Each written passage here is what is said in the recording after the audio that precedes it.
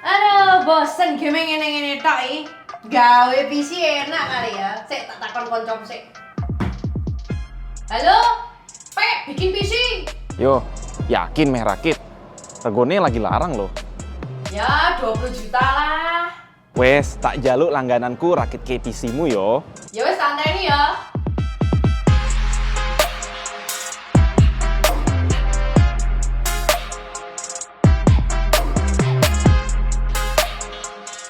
Baik, mari kita segera racik PC buat Mbak Vinka. Kali ini tantangannya besar karena semua komponen mulai dari RAM dan SSD tentunya, terus VGA card sampai prosesor pun brutal naik harganya. Tapi harusnya di toko interkomputer kita bisa dapat harga terbaik. Jadi mari kita langsung rakitin best deal PC 21 juta per video ini dibuat.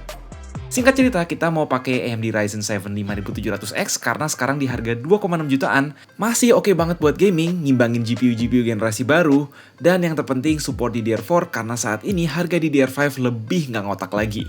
Prosesor ini ditaruh di motherboard MATX Asus Prime B550MA Wi-Fi 2. Ingat ya, masih AM4, tapi lumayan udah Wi-Fi, punya 2 slot M.2 yang salah satunya support SSD PCIe Gen 4 X4, 4 slot RAM DDR4, built-in Wi-Fi 6, support RGB Aura Sync, sama 2 port USB-A 3.2 Gen 2 di harga yang ramah kantong. Kekurangannya sih belum ada port USB-C aja. Sama kayak RAM, harga SSD naik brutal. Kita nemu SSD Clef Crush C910G 1TB di harga 2,7 jutaan. Gila kan? Padahal perasaan awal tahun lalu gue beli SSD 2TB itu nggak sampai 2 juta harganya. Bener-bener drastis sekali kenaikannya despite ini bukan SSD kelas high-end. Semoga Vinka nggak download terlalu banyak game ya di PC ini, jadi dalam waktu dekat nggak perlu upgrade SSD. Next, yang lagi mahal-mahalnya udah jelas adalah RAM. Tahun lalu gue gak akan kebayang RAM DDR4 3216GB 2 keping harganya bakal nyaris 5 juta. Ya udahlah, akhirnya jatuh pilihan pada tim T-Force Delta RGB White ini karena banyak stok yang habis. Dan ada warna putih plus lampu RGB buat aura farming. Buat usage Vinka yang rencananya bakal streaming, RAM 32GB tentu sangat dibutuhkan.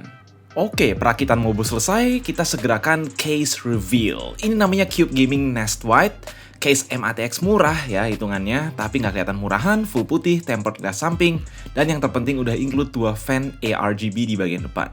Cakep sih ini buat siapapun yang mau bikin PC estetik, power supply ngumpet, dan nggak kalah penting, posisi port USB dan tombol power ada di samping bawah. Jadi nggak perlu jauh gitu saat mau nyalain PC.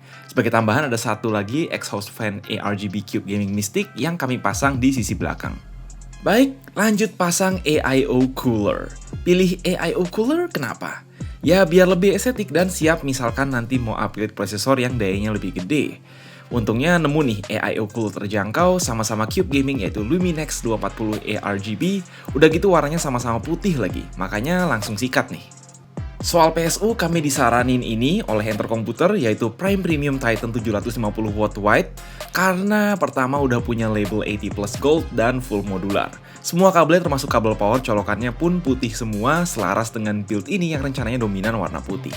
Harga 1.280.000 oke kok karena ya namanya PSU pasti yang stay paling lama walaupun komponen-komponen lainnya udah di-upgrade.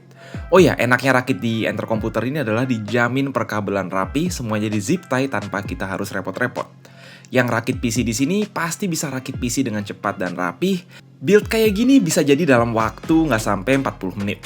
Terakhir apa nih? Oh, tentu saja graphics card. Sayangnya lagi-lagi banyak stok habis dan yang paling masuk akal harganya tinggal Galaxy RTX 5060 8GB dual fan dan itu pun harganya mepet 7 juta guys. Tadinya mau ambil yang RTX 5060 Ti 16GB tapi harganya udah gila banget di atas 10 jutaan.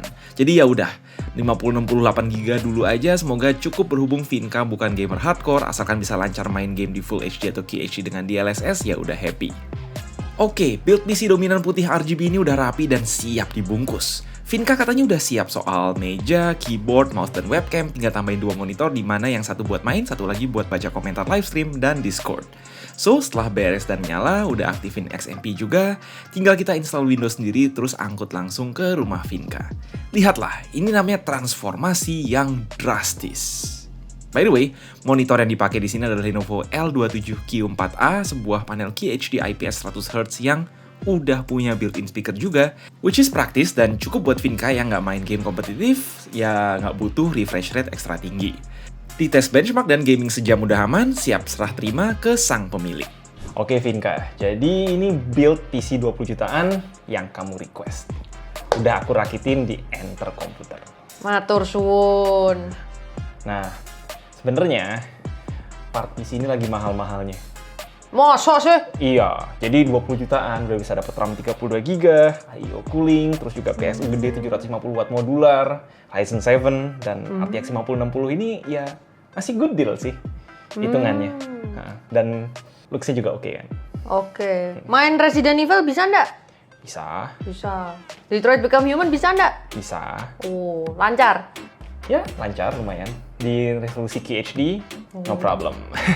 Mantap. Apalagi Vinka mainnya apa sih biasanya kalau di PC? Heartopia. Heartopia lancar lah ya. Tapi intinya ini, ya keterbatasannya RAM-nya masih DDR4. Jadi kalau di upgrade ke DDR5, mau nggak mau harus upgrade CPU, harus upgrade motherboard. Cuma ya karena gamenya nggak terlalu demanding yang Vinka mainin, jadi segini pun sebenarnya ya udah lebih dari cukup gitu. I see. Yang penting GPU-nya udah cukup kenceng. Jadi kalau suatu hari nanti mungkin dalam 2-3 tahun ke depan part PC udah normal lagi, tinggal upgrade motherboard, tinggal upgrade RAM, selesai semua. Karena CPU dan case-nya udah siap. Nanti upgrade-nya lewat Enter Komputer lagi. Yoi. Oh, Ini ya. apa ya? Kotak-kotak kipas. Oh, ini nih. kotak yang di tengah nih. Oh, ini nih, kotak ini nih. Oh. Kalau Apa yang itu? itu kipas biasa, Oh. itu case fan. Yang di tengah itu namanya AIO cooler. Jadi all-in-one cooler. Jadi itu tuh gunanya buat ngedinginin tapi pakai cairan. Cairan itu bikin loop di atas ini radiator, buang panas. Oh, ada cairannya. Jadi dibandingin kayak cuma kipas biasa, heatsink, dia lebih adem sih pastinya. Keren, keren. Jadi kalau misalkan nanti mungkin Vinka mau upgrade ke Ryzen 9 dan seterusnya, ini masih bisa dipakai. Oh gitu. Keren, keren.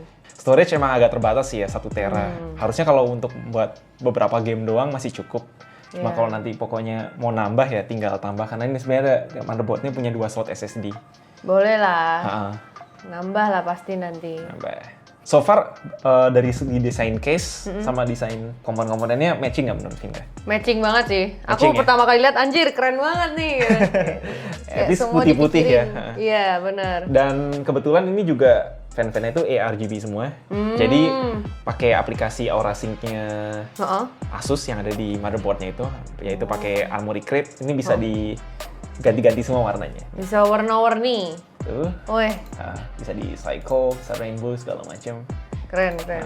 Terus bisa itu kalau lagi main game, layarnya hijau bisa ikut hijau apa? Iya, adaptive color namanya. Adaptive color. Itu aku suka sih. Keren. Yang penting PS ini juga nggak main-main sini. 750 watt, full modular. Jadi kalau misalkan nanti pakai GPU yang benar-benar powerful ya, kita let's say 50-80 atau 50-70 gitu. Ini harusnya masih bisa. Keep up gitu. Matur nuwun Gainer TV sudah menjelaskan sangat jelas dan sangat gamblang ya tadi ya. Sami-sami Vinka. Dan juga terima kasih Enter Komputer yang sudah memprovide ini semua. Semoga have fun dan semoga bermanfaat komputernya. Pasti Pasti dong akan ya. Gue Mike. Aku Vinca. Sampai jumpa di video berikutnya. Berikutnya.